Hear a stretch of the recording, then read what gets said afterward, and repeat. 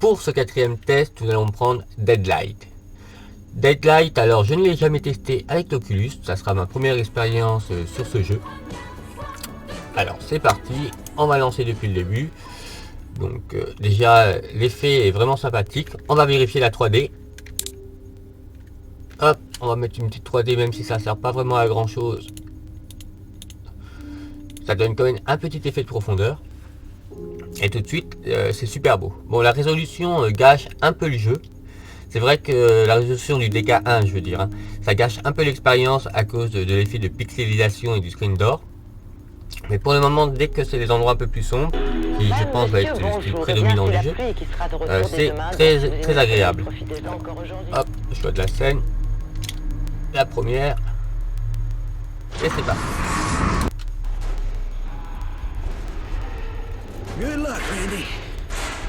Alors tout de suite, pour une fois, la sensation, cet effet de recul du dézoom, alors je viens de me couper dans ma phrase, mais cet effet de dézoom est vraiment fort sympathique, hein. J'ai vraiment eu l'impression de reculer, comme si j'étais sur un rail ou sur une grue qui, en tant que caméraman, qui bougerait dans tous les sens et qui ferait les zooms et des zooms pour m'approcher ou m'éloigner du personnage. Donc j'ai pas une sensation salle de cinéma, j'ai vraiment une sensation d'être au loin, d'être sur un rail ou sur une grue et de suivre l'action comme un caméraman. Je suis beaucoup plus acteur de la scène, enfin du jeu, que lorsque je joue devant mon écran. Là pareil, hein, ça me donne vraiment cette sensation d'être dans la ruelle, d'être assis sur un vieux pneu rouillé et de regarder au loin et de voir au loin. Il y a un petit effet de rendu 3D qui est sympathique. Par contre, le côté screen door gêne vraiment. Dès que c'est lumineux, on se retrouve tout de suite avec un screen door vraiment présent, qui gâche un peu l'immersion et le rendu du jeu.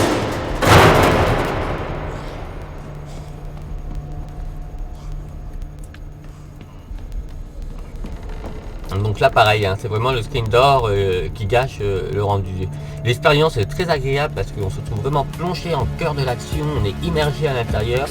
C'est à la limite si on ne regarderait pas derrière soi, si on le pouvait, pour vérifier qu'il n'y ait pas quelque chose qui arrive, hein. On quitte l'endroit où on se trouve pour se retrouver ailleurs.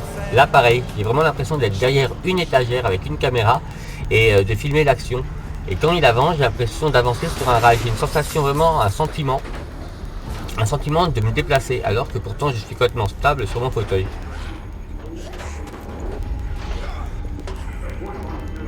Pareil, là j'ai eu cette sensation de m'élever dans les airs, d'avoir l'impression d'être sur quelque chose qui s'élève et j'ai l'impression d'être en hauteur, comme si je regardais en bas qu'il y aurait plusieurs mètres, alors que c'est complètement faux, hein. Il y a juste le sol à quelques centimètres. Et pour le jeu, justement, ça nous donne un côté beaucoup plus immersif, c'est-à-dire que là, la hauteur, on a vraiment l'impression qu'il y a 2-3 mètres de hauteur. Donc, on a plus une empathie qui va se mettre pour le personnage du fait de peur de le voir tomber, parce qu'on voit que la chute est bien plus importante que lorsqu'on a un écran 2D qui ressemble juste à un décor. Donc l'immersion est vraiment totalement différente des jeux testés avant.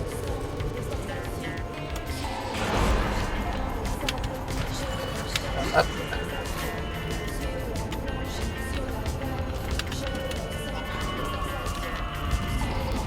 Voilà, là la chute était rapide et j'ai vraiment eu cette sensation de chute rapide.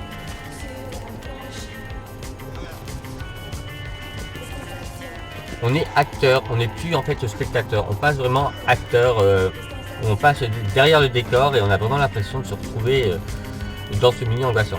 Par contre, je ne peux pas faire un mouvement de 360, c'est-à-dire que quand j'arrive au bord de l'écran, ça déplace l'écran et il me suit du regard, ce qui descend de temps en temps la partie, donc je suis obligé de faire un mouvement droite-gauche pour recentrer l'ensemble de l'écran.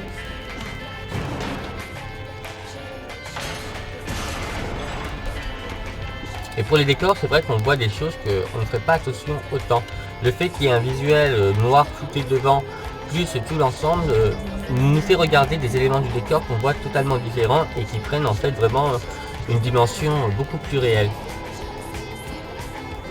Et c'est des tout petits détails, mais ces tout petits détails accumulés nous donnent vraiment une bonne expérience.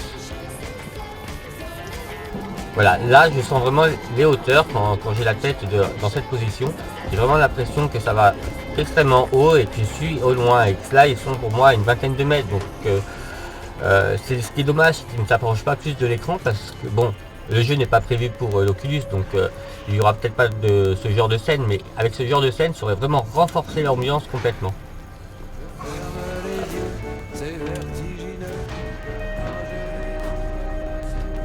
Et là, je m'élève.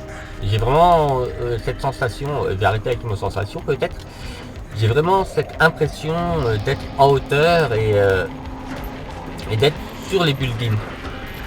Et le screen door, voilà, gage tout d'un coup l'immersion. Le côté où tout s'élevait, où j'étais en hauteur, plongé dans la scène d'action, tout d'un coup le screen door me rappelle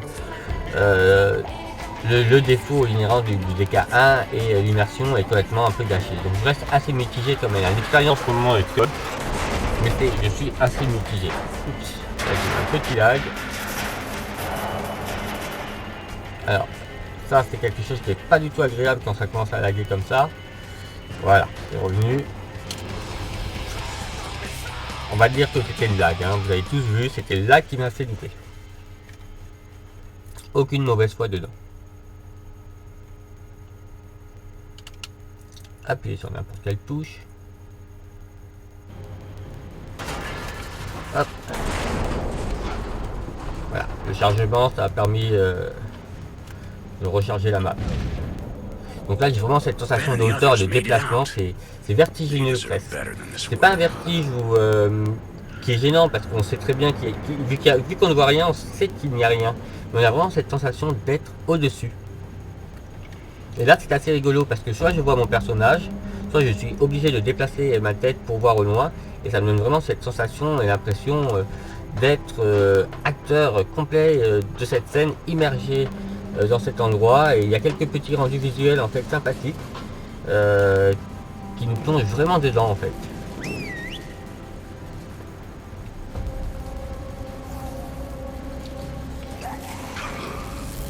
Hop.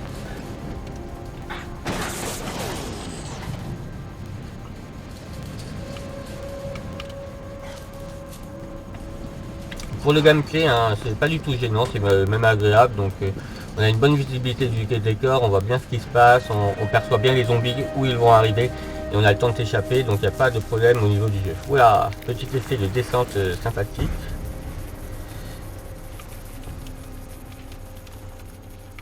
Hop.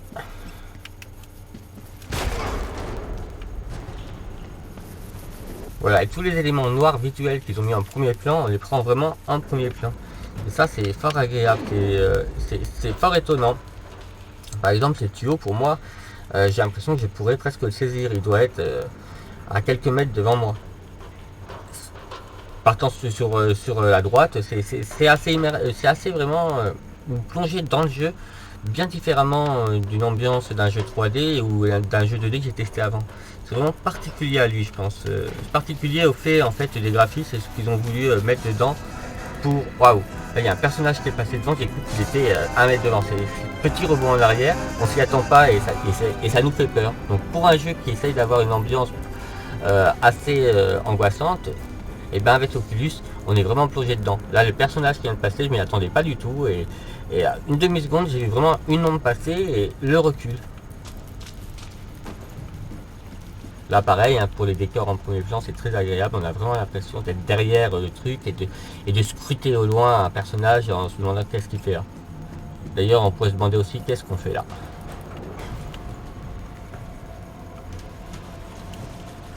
Et on va arrêter ici. Et on va tester un autre jeu.